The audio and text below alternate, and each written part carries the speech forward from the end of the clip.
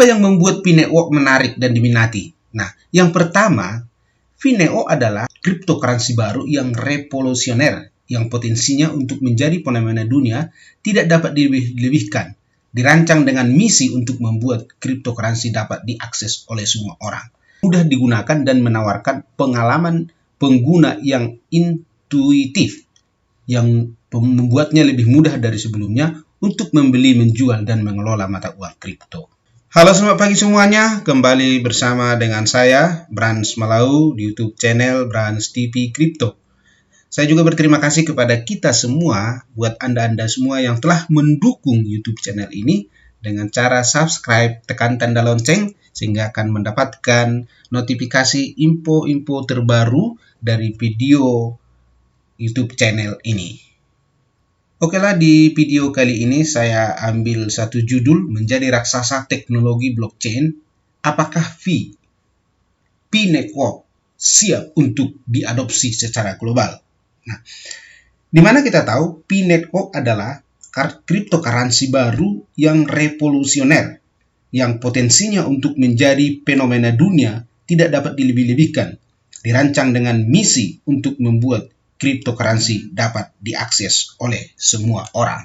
Ada 3 hal yang akan kita bahas di dalam video ini. Apa yang membuat Pi-network menarik perhatian dan diminati oleh semua orang? Ini yang pertama. Yang kedua, Pi-network siap atau tidak diadopsi secara luas sehingga menjadi blockchain raksasa. Yang ketiga, potensi investasi koin Pi-network. Langsung kita masuk ke pembahasan berikutnya. Apa yang membuat Pi-network menarik dan diminati? Nah, yang pertama, Pi-network adalah cryptocurrency baru yang revolusioner, yang potensinya untuk menjadi fenomena dunia tidak dapat dilebihkan. Dirancang dengan misi untuk membuat cryptocurrency dapat diakses oleh semua orang. Itulah yang membuat kenapa ini diminati. Karena supaya nanti Pi-network ini bisa diakses semua orang, golongan, bahkan sampai golongan yang menengah dan golongan bawah pun mereka bisa mengakses Pi-network. Yang kedua, Pi-network dibangun di atas kerangka kerja yang mengutamakan seluler dan menawarkan kepada pengguna kemampuan untuk menambang koin tanpa memerlukan perangkat keras yang mahal atau listrik dalam jumlah besar. Artinya, hanya kita mempunyai handphone ataupun seluler, kita sudah bisa menambang koin ini. Inilah yang luar biasa. Ini yang membuat Pi-network itu menarik, sehingga diminati oleh banyak orang. Yang ketiga, tim pengembangan jaringan Pi terdiri dari beberapa pemikir yang paling dihormati di bidang teknologi, termasuk mantan insinyur Google dan Stanford, yang berfokus untuk membuat mata uang digital lebih mudah diakses dan berlimpah daripada sebelumnya. Nah, yang keempat, yang membuat ini diminati, yang keempat itu adalah biaya transaksi rendah. Nah, biaya rata-rata untuk transaksi Pi adalah hanya 0,0001 koin Pi, menjadikannya cara yang menjangkau untuk melakukan pembayaran. Nah, transaksi berbiaya rendah, salah satu pembeda utama Pi-network adalah ia dirancang untuk memfasilitasi transaksi dengan biaya yang jauh lebih rendah daripada perbankan tradisional dan bahkan Bitcoin. Artinya, transaksi di blockchain Pi-network itu sangat rendah sekali. Itu yang membuat sehingga Pi-network diminati oleh banyak orang. Misalnya, saat mengirim uang melalui Pi-network, biaya transaksi mendekati 0 dibandingkan beberapa persen saat mengirim uang melalui transaksi Bitcoin.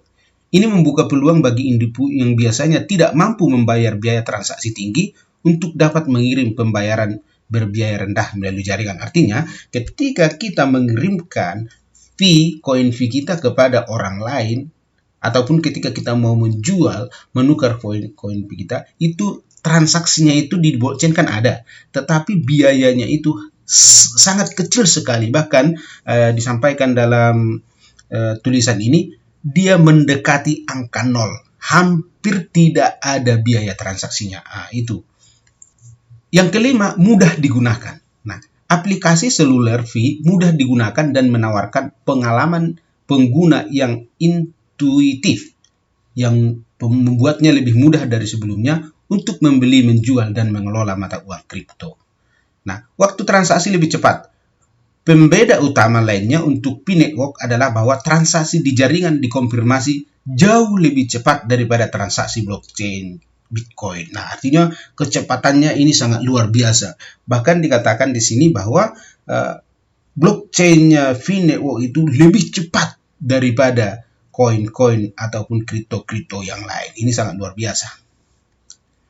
Saat mengirim pembayaran hanya perlu beberapa detik untuk memverifikasi transaksi di V-Network. Sedangkan di jaringan Bitcoin dapat memakan waktu hingga 10 menit dan lebih tergantung pada beberapa banyak Anda tersedia membayar biaya transaksi yang lebih tinggi. Nah, kalau kita memang lihat di beberapa kripto-kripto blockchain yang lainnya, itu dalam kita mengirimkan koin dari antar koin itu membutuhkan waktu paling sedikitnya itu 10 menit. Bahkan ada 1 jam, ada juga 1 kali 24 jam. Tapi P-Network ini bisa hanya hitungan detik sudah sampai. Ini luar biasa.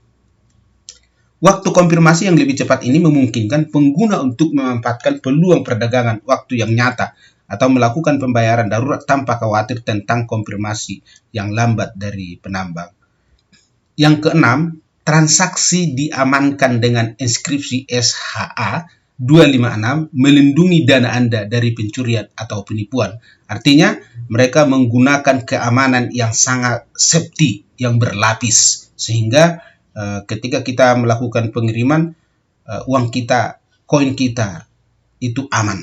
Infrastruktur ekosistem aman, platform dirancang untuk melindungi pengguna dari ancaman online dan kerentanan yang dapat mengganggu pengalaman mereka. Platform ini juga berjalan pada perangkat keras yang sangat andal dan dirancang untuk keamanan dan kinerja yang optimal. Nah, keamanan data yang disimpan di blockchain serta privasi pengguna, tim juga telah menerapkan berbagai peningkatan protokol untuk peningkatan. Nah, di antara sistem atau jaringan yang berbeda, V-Network menggunakan teknologi inskripsi canggih untuk setiap transaksi memastikan bahwa data tetap aman bahkan ketika dibagikan antar pengguna. Artinya, mereka menggunakan inskripsi yang sangat canggih sehingga terjamin keamanannya. Yang kedua, P-Network siapkah atau tidak diadopsi secara luas sehingga menjadi raksasa teknologi blockchain? Nah, pertanyaan, apakah P-Network siap atau tidak untuk diadopsi secara luas tetap menjadi salah satu topik pembicaraan yang paling diperdebatkan di antara para pakar cryptocurrency. Sebelum diadopsi secara luas, proyek tersebut harus lebih dahulu memenuhi beberapa rintangan. Jadi, dalam mereka mempunyai visi untuk menjadi raksasa teknologi blockchain terbesar di dunia, ada beberapa rintangan-rintangan yang mereka harus selesaikan, sehingga nanti mereka bisa menjadi blockchain terbesar di cryptocurrency. Nah, yang pertama yang diperhatikan adalah teknologi. Nah, Bitcoin menggunakan algoritma konsensus, Delegated Proof of Stake atau DPoS, berlawanan dengan algoritma Proof of Work (POW) itu di dalam Bitcoin. Nah, DPoS membutuhkan lebih sedikit sumber daya dan lebih hemat energi daripada POW dan dapat membuat Bitcoin lebih mudah digunakan dan lebih terjangkau untuk mengguna sehari-hari. Nah, artinya bahwa algoritmanya di dalam Pi itu sangat membutuhkan sumber daya yang sedikit karena bisa kita menambang hanya menggunakan handphone ataupun seluler, sehingga kita sudah bisa mendapatkan koin-koin yang dari V-Network. Nah, sementara kalau di algoritma yang lain mereka menggunakan dan membutuhkan daya listrik yang besar seperti Bitcoin, Ethereum dan yang lainnya. Nah, yang kedua yang perlu diperhatikan adalah peraturan pemerintah. Nah, saat ini jaringan terdesentralisasi seperti Bitcoin menghadapi perlakuan peraturan yang tidak pasti dari pemerintah di seluruh dunia. Agar adopsi tumbuh, pemerintah perlu memberikan pedoman yang jelas tentang bagaimana jaringan terdesentralisasi harus diperlakukan atau membuat peraturan yang akan merangkulnya untuk memacu inovasi dan investasi di sektor ini. Kita tahu peraturan pemerintah dalam mengatur cryptocurrency, dan pada saat ini regulasinya masih belum pasti seperti itu. Nah, sebenarnya kalau dalam cryptocurrency itu regulasinya itu adalah Bapepti.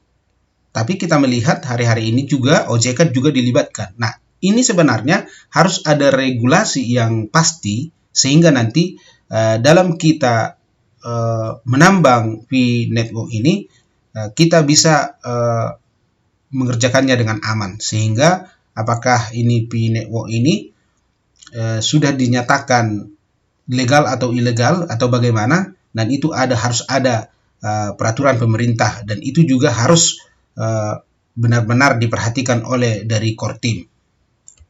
Nah, yang ketiga, keamanan. Nah, ini sangat penting sekali. Fee network juga perlu membangun infrastruktur keamanan yang solid jika ingin berhasil diadopsi. Ini berarti menerapkan protokol keamanan di seluruh pengguna, pengembang, dan infrastruktur inti, serta memiliki strategi respon yang efektif jika terjadi pelanggaran atau masalah keamanan. Sebenarnya masalah keamanan tadi sudah saya sampaikan di sebelumnya, di informasi-informasi sebelumnya. Nah, yang ketiga adalah potensi investasi koin fee network. Nah, P-Coin memiliki potensi untuk memberi investor pengembalian yang kuat di masa depan, tetapi hanya waktu yang menjawabnya. Nah, sebagaimana mata uang kripto, ini terdesentralisasi dan tidak memerlukan intervensi atau dukungan pihak ketiga dari bank sentral. Hal ini membuatnya jauh lebih tidak stabil dibandingkan dengan mata uang kripto lainnya. Terlebih lagi, pasokan yang terbatas dan biaya transaksi yang rendah menjadikan pilihan yang menarik bagi investor. Nah, kita tahu bahwa hari-hari ini di dunia cryptocurrency itu sudah banyak orang, dan sebagian orang pada investor-investor mereka menginvestasikan uang mereka di cryptocurrency. Nah, dan termasuk salah satunya nanti adalah di fee coin ini, fee network ini. Nah, tetapi kita harus tahu, kita sebagai holder ataupun investor yang ingin membeli nanti koin-koin kripto termasuk koin P ini, dan kita harus tetap melakukan namanya DIOR, jangan FOMO, dan kita harus benar-benar kita lihat dan kita pelajari lebih mendetail lagi, supaya ketika kita nanti berinvestasi menjadi investor di dunia cryptocurrency sehingga tidak mengalami kerugian yang besar. Karena cryptocurrency itu adalah high risk, risiko sangat tinggi. Bisa sewaktu-waktu kita mengalami kerugian yang besar, tapi juga bisa kita mengalami untung yang sangat besar sekali. Terlebih-lebih di koin-koin yang meme, yang kecil itu. Nah, oleh sebab itu, teman-teman semua, dalam hal berinvestasi di koin P ini, mohon tetap diperhatikan, lakukan riset yang mendalam sehingga kita tidak mengalami kerugian. Nah, pertumbuhan proyek P network juga diperkirakan akan meningkat dari waktu ke waktu karena lebih banyak orang bergabung dengan jaringan yang dapat menciptakan peningkatan permintaan koin P dan berpotensi meningkatkan nilainya 3:3. Nah, kesimpulannya jelas bahwa P network diatur untuk menjadi perkembangan yang menarik di dunia cryptocurrency, dan potensi adopsi yang meluas bisa menjadi pengubah permainan. Namun, mainnet terbuka masih beberapa bulan lagi, dan keberhasilan proyek akan bergantung pada bagian pengembang mengatasi tantangan teknis dan peraturan tertentu. Hanya waktu yang akan menentukan seberapa sukses P network nantinya. Tetapi sementara ini banyak investor yang mengawasi kemajuannya. Nah, jadi kalaupun ada orang banyak bilang bahwa fee itu scam, tapi kalau bagi saya sendiri, karena ini kita menambang gratis dan tidak dipungut biaya dan kita tidak mengeluarkan uang, ya tidak menjadi masalah, kita coba menambang. Nah, bagaimana nanti mungkin ke depannya kalau seandainya hasil atau kerja keras yang dilakukan oleh core team berhasil, sehingga kita juga akan mendapatkan untung yang lebih besar. Nah, oleh sebab itu teman-teman semua tetap semangat, jangan putus asa. Kita serahkan semuanya kepada core team, sehingga kerja keras mereka akan suatu saat membuahkan hasil bagi semua penambang-penambang, para pionir-pionir yang setia menambang sampai dengan hari ini. Nah, teman-teman semua, di video kali ini bukan merupakan suatu ajakan ataupun rekomendasi untuk membeli atau menjual sebuah koin kripto. Tapi ini adalah hanya informasi semata supaya kita lebih tahu lagi perkembangan cryptocurrency, khususnya P-Network di dalam video ini. Teman-teman semua, jangan lupa tetap dukung YouTube channel ini dengan subscribe, tekan tanda lonceng, supaya nanti akan mendapatkan info-info terbaru dan terkini dari setiap video-video yang ditayangkan di YouTube channel ini. Demikianlah yang bisa saya sampaikan. Terima kasih. Sampai jumpa di video berikutnya.